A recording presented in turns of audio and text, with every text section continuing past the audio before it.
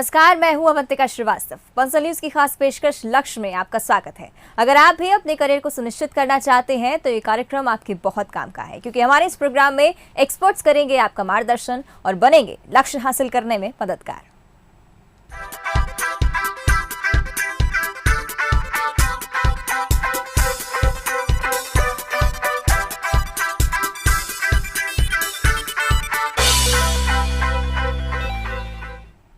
हमारे खास कार्यक्रम लक्ष्य में हम उन लोगों से आपको रूबरू कराते हैं जो शिक्षा के लिए बेहतर काम कर रहे हैं और छात्रों के मन में करियर को लेकर उठने वाले सवालों का जवाब देते हैं और कैसे शिक्षा का स्तर बढ़े इसके लिए निरंतर प्रयास कर रहे हैं। लक्ष्य की इस खास पेशकश में हमारे साथ भोपाल से अरविंद सेन मौजूद हैं, जो कि एके physics coaching classes Harshvardhan Nagar Bhopal के डायरेक्टर हैं। साथ में मौजूद हैं आशीष शाह, जो कि एके फिजिक्स कोचिंग क्लासेस के स्टूडेंट हैं। लक्ष्य में आप दोनों का बहुत बहुत स्वागत है। तो सबसे पहले अरविंद सर का रुख करेंगे। सबसे पहले सवाल मेरा आपसे यही है सर कि आप अपने कोचिंग क्लासेस के बारे में बताएं, साथ ही आपके क्लासेस में मैथ स्ट्रीम के कितने स्टूडेंट हैं, इस जानकारी को भी हमारे साथ। और मेरी जो ब्रांचेस है तो हर्षवर्धन नगर, भीम नगर और अशोका गार्डन और इसके साथ ही एमपी नगर में क्लासेस संचालित करता हूँ सर। और साथ में हर्षवर्धन नगर और हर्षवर्धन नगर के साथ साथ भीम नगर में किशोर मेहर सर मैथ्स क्लास लेते हैं। और कॉमर्स के क्षेत्र में बात करें तो राकेश दुबे सर कॉमर्स की क्लासेस लेते हैं। और इसके साथ ही अगर बात करें एमपी नगर में तो एमपी नगर में प्रतियोगी सिविल सर्विसेज की तैयारी भी कराई जाती है, तो वहाँ पर कपिल दुबे सर के साथ यहाँ पे कंपटीशन की तैयारी भी कराते हैं। और हमारे यहाँ पे जैसे मैंने बताया कि 700 से 800 विद्यार्थी पढ़ते हैं और हमारे यहाँ पे ऑनलाइन ऑफलाइन लाइव क्लासेस सभी प्रकार की सुविधाएँ उपलब्ध कराई जाती हैं। चलिए इसी कड़ी में आशीष से भी बात कर लेते हैं। आशीष, आप किस स्ट्रीम के स्टूडेंट हैं, साथ ही आप अपने एग्जाम की तैयारियां किस तरह से करते हैं? मैम मैं मैथ्स का स्टूडेंट हूँ। मैं अपनी तैयारी कुछ टाइम सुबह मैथ्स का क्लासेस अटेंड करने के बाद प्रैक्टिस के लिए टाइम निकालता हूँ। और केमिस्ट्री मुझे ज़्यादा टफ लगती है तो केमिस्ट्री इवनिंग टाइम रहता है। बिल्कुल, यानी कि जो सब्जेक्ट आपको टफ लगता है उसकी तैयारी आप सबसे पहले कर लेते हैं। चलिए अरविंद जी, आपकी ओर रुख करना चाहूँगी। 3 स्ट्रीम्स होती हैं बेसिकली और मैथ्स, बायोलॉजी, आर्ट्स रहती है। बेसिकली देखा जाता है कि लोग कहीं ना कहीं मैथ्स की तरफ या फिजिक्स की तरफ ज़्यादा डाइवर्टेड रहते हैं। आपने अपने करियर में कैसे कितने बच्चे देखे हैं कि जो आर्ट्स की तरफ भी थोड़ा सा क्या कह सकते हैं कि थोड़ा सा इन्वर्टेड हैं? तो जैसे मैम आजकल अगर देखा जाए तो कुछ बच्चों का जुनून होता है कि शुरू से कि हमें मैथ साइंस लेना है, फिर मैथ साइंस लेते हैं, फिर कुछ बच्चों को रहता है कि मुझे आर्ट्स सिविल सर्विसेज में आते हैं। तो आजकल जितने भी बच्चे मुझे देखने को मिलते हैं तो साइंस स्ट्रीम के ज़्यादा बच्चे मिलते हैं, क्योंकि उनको पता है कि वो किसी भी फील्ड में जा सकते हैं। किसी भी फील्ड में जाने का मतलब होता है कि वो सिविल सर्विसेज में जा सकते हैं, इंजीनियरिंग फील्ड में जा सकते हैं, मतलब उनको जिस फील्ड में करियर बनाना उस फील्ड में जा सकते हैं। और दूसरी बात, हम लोग जैसे बच्चों की है तो बच्चों को बिल्कुल सभी क्षेत्र में बिल्कुल वहाँ पर उनको मोटिवेट करते हैं और सभी फील्ड की जानकारी देते हैं। तो बच्चे के ऊपर डिपेंड करता है कि उसको किस फील्ड में जाना चाहता है। और जैसे बेसिकली बात करें तो मैं भी मैथ स्ट्रीम से हूँ, तो बच्चों को मैथ्स के बारे में बताते हैं कि यहाँ पर इंजीनियरिंग कर सकते हैं और बाकी जितने भी इसके इंपॉर्टेंस हैं सभी इंपॉर्टेंस के बारे में बताया जाता है। बिल्कुल। और अरविंद जी, शिक्षा के क्षेत्र में अगर देखा जाए तो बंसल समूह के भी कई योगदान हैं, आप उन योगदानों को किस तरह से देखते हैं? अगर शिक्षा के क्षेत्र में देखा जाए तो बंसल का बहुत ही महत्वपूर्ण योगदान है। अगर 2000 यहाँ पे बात करते हैं, 2000 में बंसल ने शिक्षा के क्षेत्र में कदम रखा। आज 21 साल हो गया, 21 साल में उत्कृष्ट योगदान दिया। और बात करें कि बंसल जो है तो टेक्निकल सेक्शन में बहुत ही महत्वपूर्ण योगदान दिया। तो बंसल के बारे में जैसे मैं जानता हूँ, मैं भी एक टेक्निकल स्टूडेंट हूँ, तो वहाँ पे बंसल में बीटेक फार्मेसी और एमबीए की तैयारी की जाती है। और बीटेक में भी ब्रांचेस हैं। अगर स्टूडेंट जाना चाहे तो यहाँ पे मैकेनिकल में जा सकता है, इलेक्ट्रिकल में जा सकता है, सिविल में, कंप्यूटर साइंस में, हर फील्ड में। और जहाँ तक मैं बंसल को जानता हूँ तो बंसल का प्लेसमेंट बहुत अच्छा है। वहाँ पर जो टीचिंग फैकल्टी बहुत ही शानदार है। तो बंसल टीचिंग के साथ अलावा अगर देखा जाए तो हर फील्ड में बंसल बहुत अग्रणी है। आजकल देखा जाए तो यहाँ पे बंसल न्यूज, बंसल हॉस्पिटल, यहाँ पे जो रेलवे स्टेशन बन रहा है तो वो भी बंसल के द्वारा ही कराया जा रहा है। तो बंसल हर फील्ड में बहुत अग्रणी है। बिल्कुल, यानी कि बंसल समूह के कई योगदानों को आप काफ़ी अप्रिशिएट करते हैं। चलिए आशीष से भी बात कर लेते हैं। आशीष, टेक्निकल एजुकेशन का ज़माना है, बच्चों को नए नए तरीक़ों से नॉलेज गेन करना पसंद है। आपसे समझना चाहेंगे कि टेक्निकल एजुकेशन में आप बंसल समूह की किन नीतियों को पसंद करते हैं? मैम मैं जब बंसल कॉलेज विजिट किया था, वहाँ पर हर टेक्निकल चीज़ों की अलग अलग लेबोरेटरीज़ हैं। मुझे और प्रैक्टिकल नॉलेज सबसे ज़्यादा स्टूडेंट्स को फ़ायदा पहुंचाता है। प्रैक्टिकल नॉलेज सबसे ज़्यादा फ़ायदा होता है और बच्चों को जल्दी समझ में आता है। बिल्कुल। और टेक्निकल एजुकेशन की अगर बात की जाए तो बंसल समूह के द्वारा भी टेक्निकल एजुकेशन के हर वर्ग के क्षेत्रों में उपलब्ध हो सके, इसकी निरंतर कोशिश की जा रही है। आपसे समझना चाहूंगी अरविंद जी कि इसके लिए क्या कुछ कदम उठाए जा सकते हैं कि हर वर्ग के क्षेत्र में इन नीतियों को हम पहुंचा सकें। जैसा कि मैम आपने बोला कि बंसल का जो टेक्निकल एजुकेशन है इसको हर फील्ड में कैसे पहुंचा सकते हैं, तो मैं बता दूं कि जैसे बंसल है तो बंसल जो भी बंसल के फैकल्टी हैं या फिर बंसल के जो भी यहाँ पे ग्रुप है बनाया गया तो उसके लिए काउंसलिंग, करियर काउंसलिंग कर सकते हैं। कॉलेज में विजिट, कॉलेज जो है तो कॉलेज की पूरी टीम स्कूल में विजिट कर सकते हैं, स्कूल के साथ साथ यहाँ पे कोचिंग क्लासेस में, और ग्रामीण क्षेत्रों में जाकर बच्चों के बारे में यहाँ पे टेक्निकल एजुकेशन का इम्पोर्टेंट के बारे में बताया जाए, और साथ में कि यहाँ पे जो गवर्नमेंट के द्वारा स्कॉलरशिप प्रोवाइड की जाती है उसके बारे में बताया जाए। तो इससे बच्चे क्या है कि वहाँ पे पढ़ने के लिए ज़्यादा इंटरेस्टेड होंगे। और बहुत सारे ऐसे स्टूडेंट हैं ग्रामीण क्षेत्रों में जिनको स्कॉलरशिप के बारे में आइडिया नहीं होता, तो इन सब के बारे में बताएंगे तो बहुत ही ज़्यादा बेनिफिट होगा।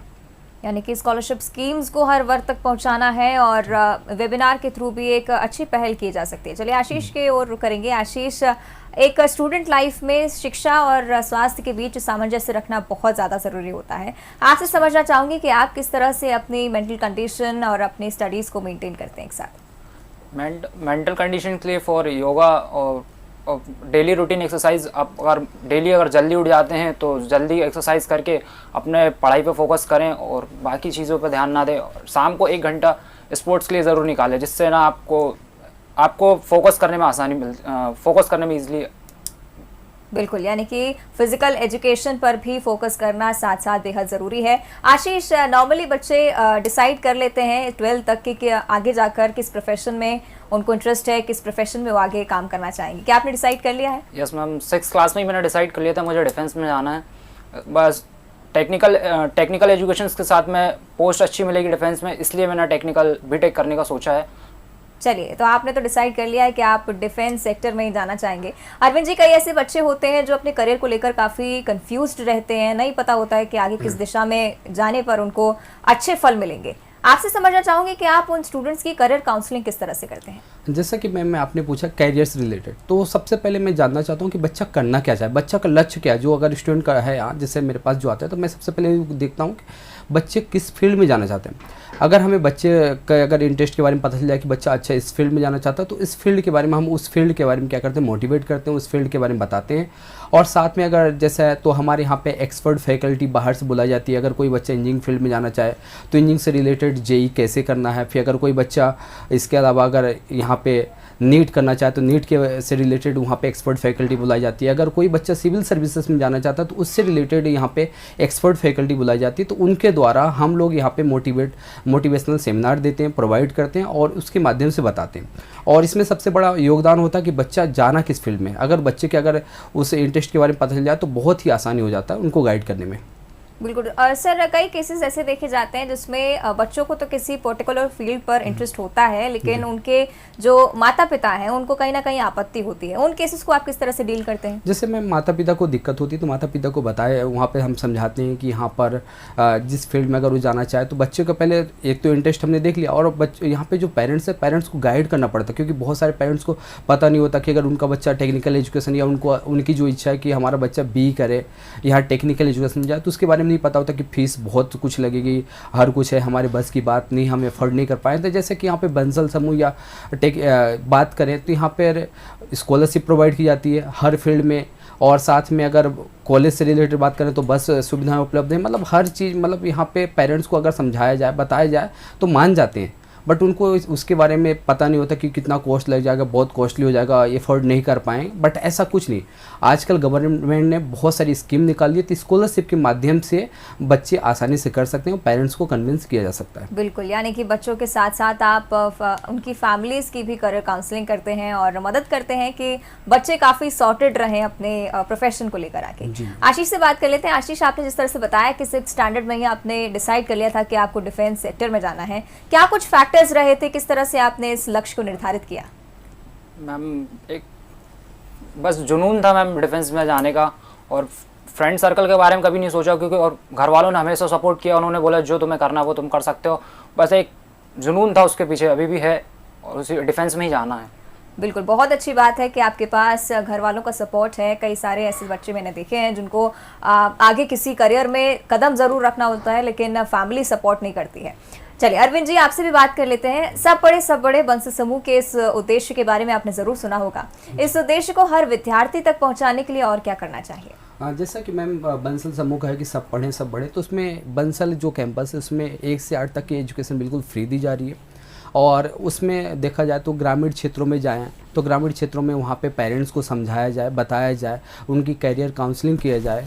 और साथ में देखा जाए तो बंसल कॉलेज के द्वारा, बंसल समूह के द्वारा यहाँ पर बस सेवाएं बिल्कुल फ्री उपलब्ध कराई जाती हैं। और साथ में यहाँ पर थ्योरेटिकल के साथ साथ प्रैक्टिकल नॉलेज पे ज़्यादा ध्यान दिया जाए, और यहाँ पर अगर ऐसा करेंगे तो ज़्यादा बेनिफिशियल होगा। बिल्कुल, यानी कि कई तरह की योजनाओं का एक नया तरीके से अगर इंट्रोड्यूस किया जाए तो थोड़ा सहूलियत हो सकती है हर योजना को ग्रामीण क्षेत्रों में पहुंचाने के लिए भी। चलिए आशीष से भी बात कर लेते हैं। आशीष, पिछले दिनों कोविड काल था और हमने देखा किस तरह से कई बच्चों को कुछ चुनौतियों का सामना करना पड़ा।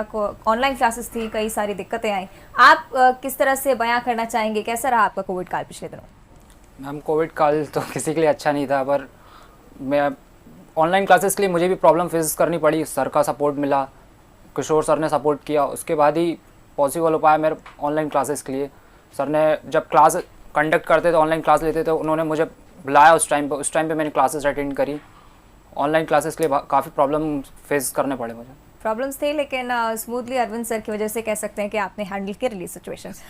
सर, ये भी समझना चाहूँगी, हमने देखा कि पिछले दिनों कितना नुकसान हुआ बच्चों को पढ़ाई में। जिस तरह का फिजिकल इन्वायरमेंट उन्हें स्कूल में मिल रहा था वो घर पर रहकर नहीं मिल पाया। क्या कहना चाहेंगे इसको लेकर? हाँ मैम, जैसे कि यहाँ पर बच्चा अगर फिजिकल आता था तो वहाँ पे उनको पढ़ाई लिखाई का ज़्यादा अच्छा माहौल मिलता था। बट हम लोगों ने पूरा प्रयास किया कि हम लोगों ने एक एप्लीकेशन बनवाया, जैसे मस्कूर खान केमिस्ट्री क्लासेस हमारे ग्रुप में सबसे बड़े और सीनियर, मैं भी उनसे ही पढ़ा हूँ। तो एक एप्लीकेशन बनाया गया, तो उसके द्वारा अगर कोई बच्चा क्लास नहीं आ पाता तो उसको पूरा इन्वायरमेंट क्लास जैसे मिलता। अगर नहीं आ पाता तो अपने आप को क्लासेस उनके मोबाइल में सेव हो जाती, तो बच्चा कभी भी जाकर देख सकता है, वहाँ पर टेस्ट दे सकता है। मतलब उनको कुछ भी ऐसा फील नहीं होगा कि वो घर पर बैठे हैं, उनको फील ऐसा फील होगा कि हम जाकर क्लास में जाके पढ़ रहे हैं। तो हमने ऑनलाइन लाइव क्लासेस प्लस बहुत सारी करना चाहिए वीडियो लेक्चर के माध्यम से बच्चों को यहाँ पे गुड मतलब क्वालिटी एजुकेशन प्रोवाइड करने का प्रयास किया। और ऑनलाइन में भी हमने बहुत ही अच्छे, जैसे बहुत सारे लोगों को हमने देखा जूम के थ्रू, गूगल मीटिंग के थ्रू पढ़ाते हैं, बट हमने अपनी कोचिंग का एक पर्सनल एप्लीकेशन बनाया, उसके थ्रू क्लास लेता हूँ। और उस क्लास की सबसे बड़ी विशेषता है कि उसमें लाइव क्लास तो दिखती है। अगर कब बच्चा छूट जाए, अगर नहीं पढ़ पाता, तो मैंने बताया कि कभी भी वो जाके देख सकता है। उसके पास बिल्कुल साल भर, जब तक उसका पेपर ना हो जाए, एग्जाम ना हो जाए, तब तक क्लासेस उसके मोबाइल में स्टोर होती है। बिल्कुल, चुनौतियां थी, लेकिन ज़रूर हमने कोशिश की कि किसी तरह से इन्हें हैंडल किया जाए। लेकिन अरविंद सर, प्रेजेंट सिचुएशन पर मैं थोड़ी सी चर्चा करना चाहूँगी कि किस तरह से हर बच्चे को प्रमोट किया जा रहा है आगे क्लासेस में, चूँकि हम लोग एग्जाम्स कंडक्ट नहीं करवा सकते हैं। आगे किस तरह की चुनौतियों का सामना करना पड़ेगा? क्या कुछ कॉम्प्लिकेशंस आ सकते हैं बच्चों के करियर को जब ध्यान में रखा जाएगा? जैसे मैम कि कोविड की वजह से सभी बच्चों को प्रमोशन दे दिया गया, तो बच्चों को आकलन नहीं हो पाया कि जैसे कुछ बच्चे थे कि उनका टारगेट था कि हम मेरिट में, हमारा मेरिट आएगा, हमारा इतना परसेंट, हमें मतलब जो भी सबको बच्चों का टारगेट होता है, तो इस बार सभी बच्चों का आकलन नहीं हो पाया। बट मैं इतना ही ज़रूर भी बोलना चाहता हूँ कि सभी बच्चों को बिल्कुल मेहनत करना है, और जिससे मेहनत करेंगे तो मेहनत करने वालों की हार नहीं होती। और दूसरी बात, जितना आप मेहनत करेंगे उसके हिसाब से आपको परिश्रम का फल मिलेगा। अगर आप मेहनत करेंगे तो ये जो मेहनत है बर्बाद नहीं जाएगी। मेहनत कहीं कहीं आपको जेई या नीट किसी फील्ड में जाना चाहते हैं तो कहीं ना कहीं नॉलेज ये आपका काम आएगा।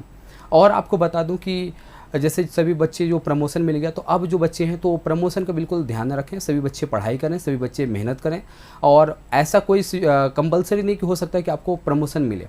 तो मैं यही संदेश देना चाहूँगा, यही बताना चाहता हूँ कि सभी बच्चे बिल्कुल पढ़ाई पे मेहनत करें, फोकस करें। बिल्कुल, यानी कि प्रमोशन के बावजूद भी परिश्रम करना बहुत ज़्यादा ज़रूरी है, और आगे जब प्रोफेशन चूज़ करने की बात आएगी तब हो सकता है कहीं ना कहीं आपके इस परिश्रम का फल आपको उस समय मिल जाए।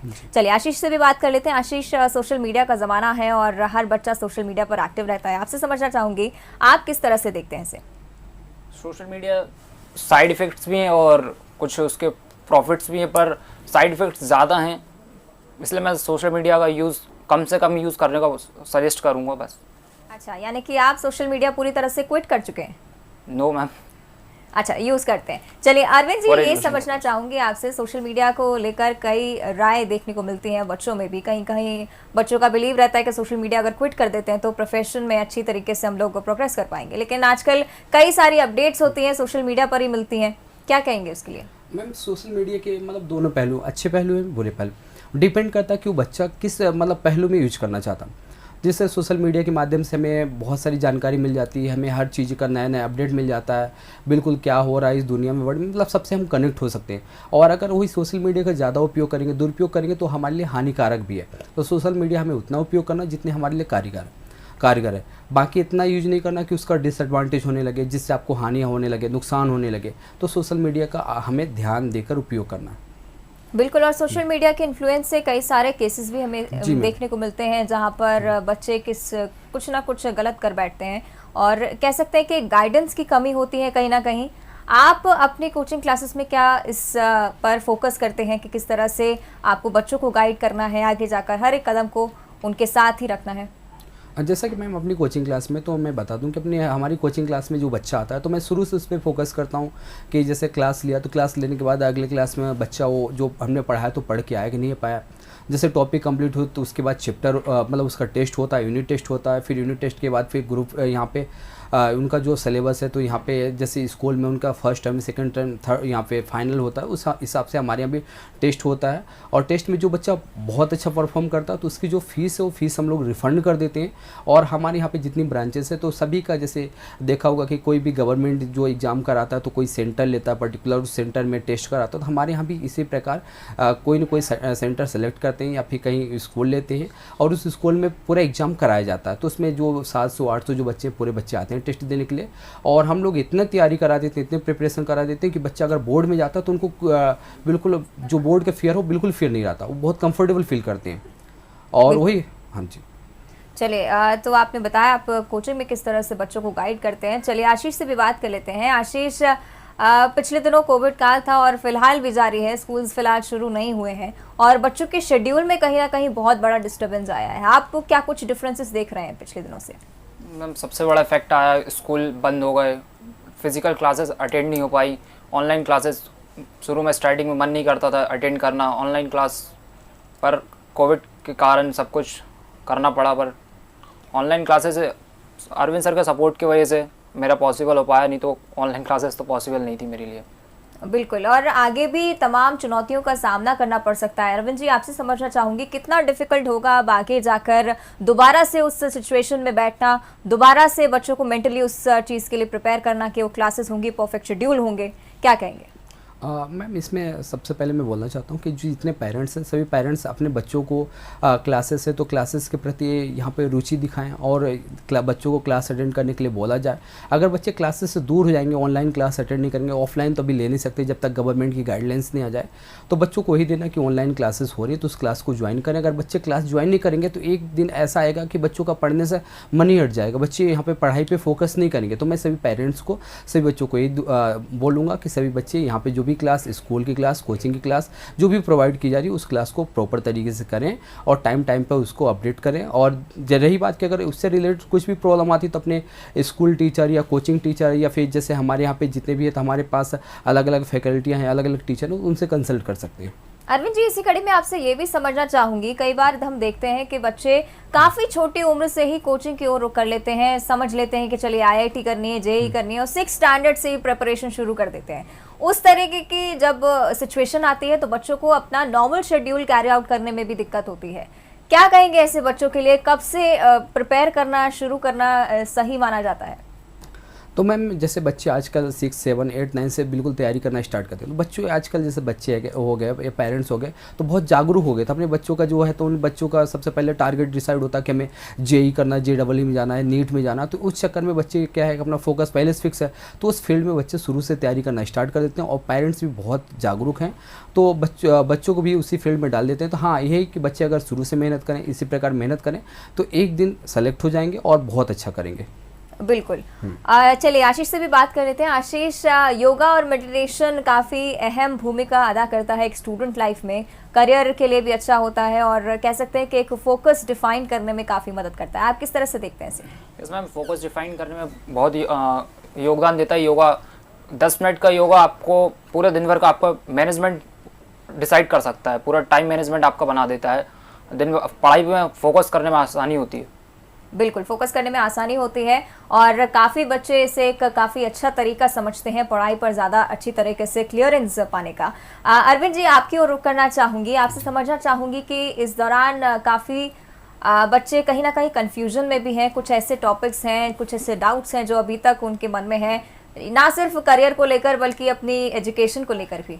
तो आपसे समझना चाहूँगी कि आगे के दौर में क्वालिटी एजुकेशन के महत्व को किस तरह से देखा जाएगा? मैम, जैसे क्वालिटी एजुकेशन के महत्व की बात है तो क्वालिटी एजुकेशन यहाँ पे है तो बच्चों के लिए सबसे पहले है कि बच्चे अपना जो भी डाउट है या जो भी कन्फ्यूजन है तो उसके लिए कंसल्ट करें, अपने पेरेंट्स से करें। सबसे बड़ा वहाँ पे गुरु बात करें तो वहाँ पे इनके पेरेंट्स से, फिर इसके बाद टीचर हैं तो पेरेंट्स से बताएं, टीचर से बताएं। तो उसके द्वारा जो भी उनके मन में कन्फ्यूजन चल रहा है कैरियर से रिलेटेड, एजुकेशन से रिलेटेड, तो उनके कन्फ्यूजन के, उनके जो माइंड में जो भी भ्रांतियाँ चल रही हैं उन सबको क्लियर किया जाएगा।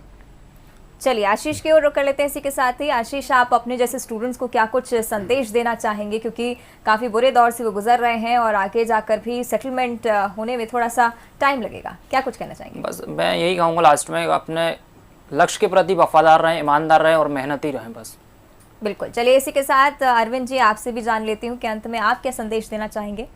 लास्ट में मैं ये संदेश देना चाहता हूँ कि सभी बच्चों, जैसे यहाँ पे प्रमोशन मिल गया है तो प्रमोशन मिल गया तो ठीक है, अपनी पढ़ाई बंद नहीं करना, अपनी पढ़ाई को कंटिन्यू जारी रखना है और जो आने वाले सिचुएशन है उसमें भी हमें सभी स्टूडेंट को बिल्कुल पढ़ाई पे फोकस करना है और सभी बच्चे अब प्रमोशन के उस पर ना रहें, सभी बच्चों को मेहनत करना है। और जैसे एक बोला गया सेंटेंस कि मेहनत करने वालों की कभी हार नहीं होती, तो आप मेहनत करेंगे तो आपकी हार कभी नहीं होगी और कहीं ना कहीं ये जो मेहनत है इस मेहनत का परिणाम आपको मिलेगा। बिल्कुल। एंड नोट के हिसाब से पूरा कंक्लूजन अगर देखा जाए तो इस प्रोग्राम का यही निकलता है कि प्रमोशन ज़रूर मिला है और पिछले दिनों कोरोना काल की वजह से कई सारी चुनौतियों का भी सामना करना पड़ा है, लेकिन अब सिचुएशंस धीरे धीरे संभलती जा रही हैं और ऐसे में हमें भी संभलने की बहुत ज़्यादा ज़रूरत है। आप सभी अपनी पढ़ाई पर फोकस करें और करियर को लेकर भी अपना ध्यान थोड़ा सा डाइवर्ट ना होने दें। बहुत बहुत धन्यवाद आप दोनों का ही हमारे साथ इस चर्चा में जुड़ने के लिए। और इसी के साथ हमारी इस खास पेशकश में भी फिलहाल इतना ही। कल फिर हाजिर होंगे एक नए लक्ष्य के साथ, तब तक के लिए बने रहिए बंसी न्यूज़ के साथ।